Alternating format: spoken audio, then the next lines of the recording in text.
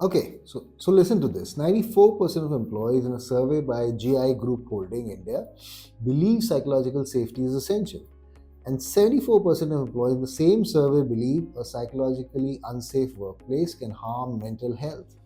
Now, a recent report titled Where the Wine is Without Fear by Indeed, which is Economic Times, highlights that over 47% of individuals experience mental health issues and that made them feel psychologically unsafe at workplace. Now, good day everyone. My name is Major Amit, an executive coach, trainer, and consultant.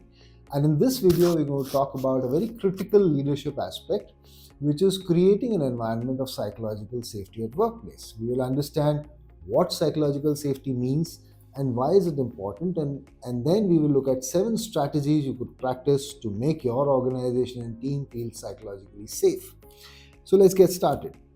Now, let's first of all understand what is psychological safety at work. Psychological safety is the belief that employees can express ideas, ask questions, voice concerns, or make reasonable mistakes without fear of negative consequences such as embarrassment, rejection, or punishment.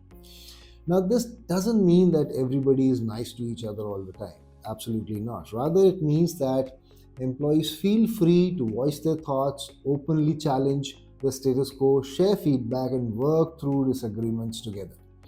Knowing that their leaders value honesty, openness, and truth telling, and also that they will have each other's back ultimately, right?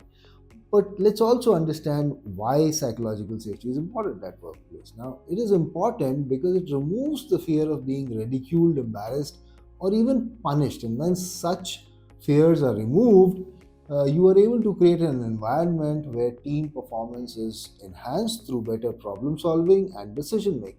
Now, psychological safety opens communication, reduces employee turnover, boosts creativity, increases employee engagement, so on and so forth.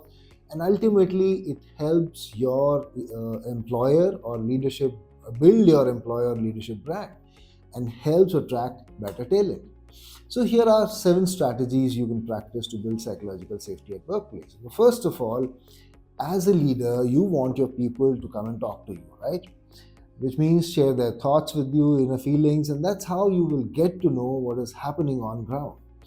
So you need to set the right example, right? Show your team that you are engaged by being present during a meeting. This includes meeting eye contact, shutting your laptop, actively listening to what others have to say, asking questions to make sure you understand the other person's idea or opinion or point of view. By actively engaging, you create an environment where people feel it's not only okay to speak up, in fact, it is encouraged and accepted. And then show your team that you understand. When people feel that that you care enough to understand and consider their point of view, they experience psychological safety. Demonstrate understanding by asking questions like, "What I heard is," so on and so forth. Is this correct? And by doing so, you understand that you show that you want to understand their perspective. It also gives your team members an opportunity to clarify if you misunderstood something they said. You should also support and represent your team. That's very important. As a leader, be sure you share your team's work with senior leadership to increase their visibility into what your team is doing and give credit to team members when due. And the second strategy is avoid blame game at all cost. It's easy to blame someone when things go wrong, right? It seems natural. But to build and maintain psychological safety at workplace, focus on solutions instead of problem. Problem has already happened. You can't do anything about it. Now, so instead of saying what happened and why, ask how can we make sure this goes better the next time. Use collaborative language like how can we make sure, right? This goes smoothly next time.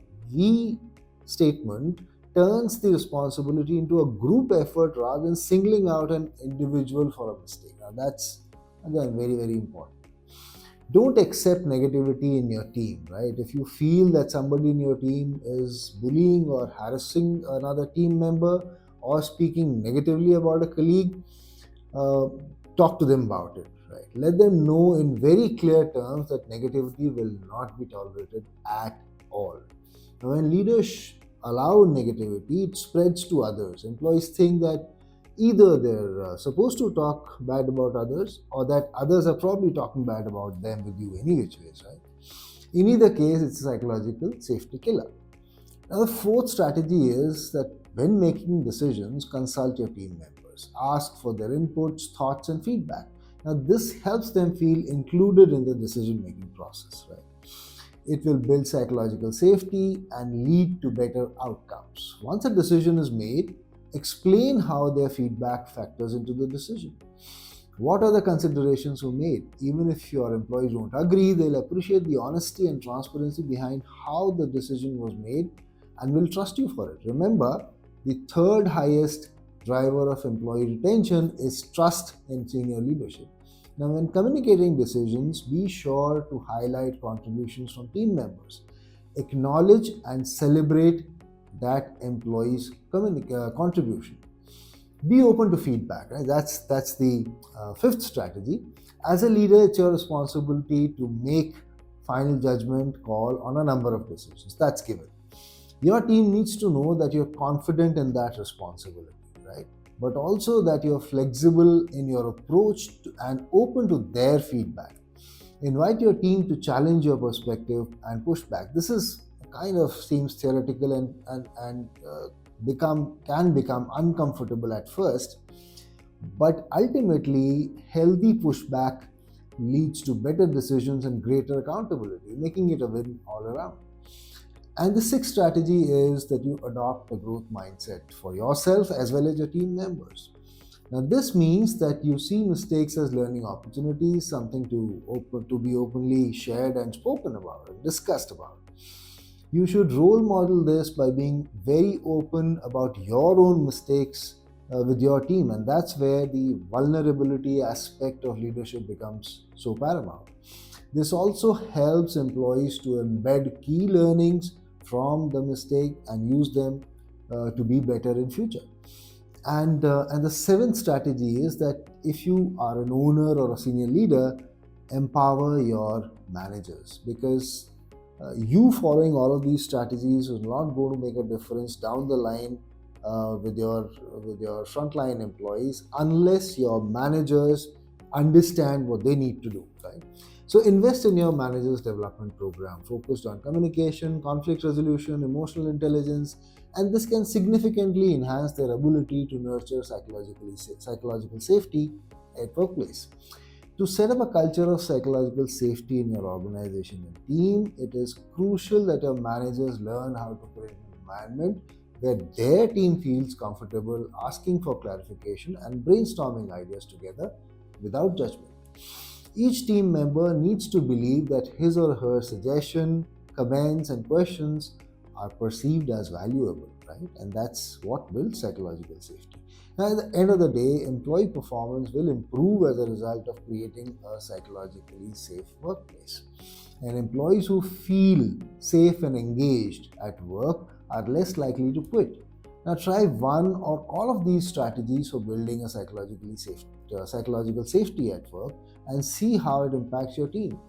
Do this every day. Culture is not what is written in our policies, values, or brand. It is the everyday behavior that happens in every corner of the workplace, from senior leadership down to all members of the staff, and reflects in how employees treat each other. Do share and subscribe to the video if you found it helpful. I look forward to your thoughts in the comment section below. Thank you.